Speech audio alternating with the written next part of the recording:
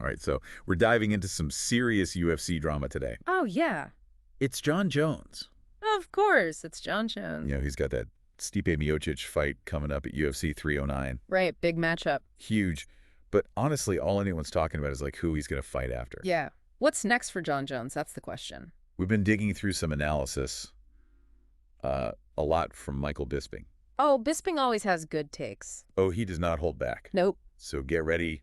Things are about to get spicy. This is more than just like who's the better fighter. You know, Way more. this gets into like the whole system of how these championship fights are decided. Yeah, and how much power a guy like Jon Jones really has. Exactly. I mean, think about it. You've got Tom Aspinall sitting there with the interim heavyweight title. Mm-hmm.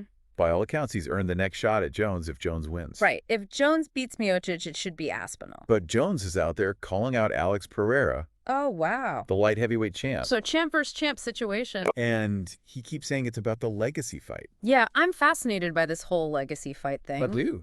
It's like, it's not just about who's ranked higher anymore. Yeah. It's about these fights that become legendary, you know? Right, like those historical matchups. Exactly. I think Ali versus Frazier, those fights that capture everyone's imagination. Totally. And that just cement a fighter's place in history. They're the ones everyone remembers. Yeah. But Bisping is not having it. Oh, really? He's like, nah, Jones is obligated to fight Aspinall straight up.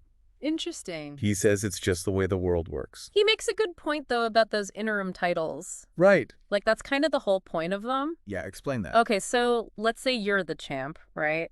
But you get injured or something, and you can't defend your title for a while. Okay. The UFC doesn't want the whole division to just stop. Right. Things got to keep moving. Exactly. So they create an interim title. Makes sense. It keeps things going. And then when the real champ is back... You have this huge unification fight. Exactly. That's how the system is supposed to work. Yeah, and Bisping even quoted Habib Nurmagomedov. No way. He did. It was like #1 bullshit. Oh, he loves that line. Talking about how messed up it would be for Jones to skip over Aspinall. It's a pretty strong statement. It is. And then Bisping, to like really drive the point home, Yeah. he goes and compares it to boxing. Okay. He's like, in I'll hear boxing, that. champions can actually be stripped of their titles Whoa. if they duck a mandatory challenger. Wow. So like, you know, the rules are a bit different in the UFC. Right. But it just shows you how seriously some people take this whole contender line. Yeah. You got to climb the ladder. So what does this all mean for Jones? Hmm. Could he actually be stripped of the title if he just refuses to fight Aspinall?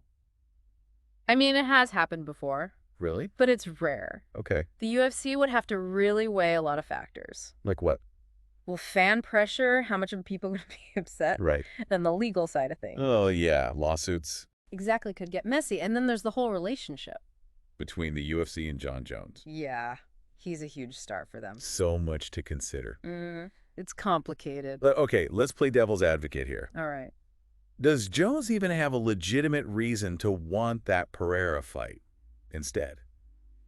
Well, It would be huge. Two champs from different weight classes. I mean, you can't deny that appeal. Right.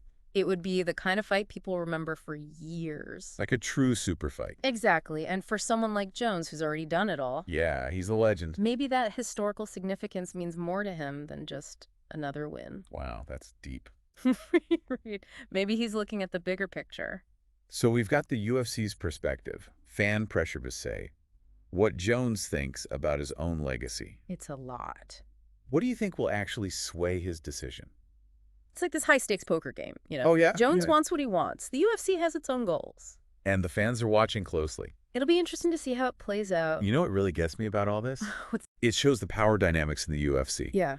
Like, how much control do these fighters really have over their own careers? That's the big question, isn't it? It is. We're seeing this clash between how things have always been done Yeah. and what a superstar athlete actually wants. It's like a turning point, maybe? And honestly, this is happening in other pro sports, too. Totally baseball, basketball. It's everywhere. So I'm going to leave you with this. Okay.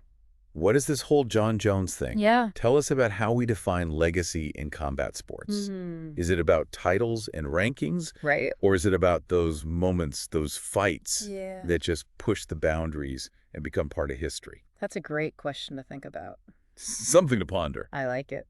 All right. Thanks for diving in with me today. Anytime. This was intense. Yeah, UFC never disappoints. Never a dull moment. We'll be back soon with more deep dives into the world of combat sports. Stay tuned. See you then. Later.